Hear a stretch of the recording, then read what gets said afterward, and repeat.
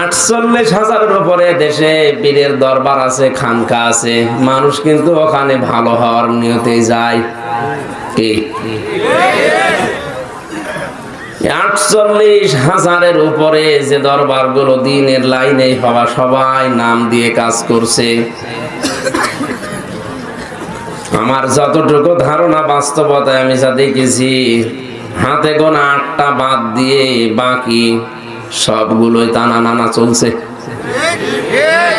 এ সমস্ত জায়গায় কোরআন চলে না, কোরআনের নিয়ম নীতিও চলে না, কোরআনের কর্মসূচি ওখানে আসে না।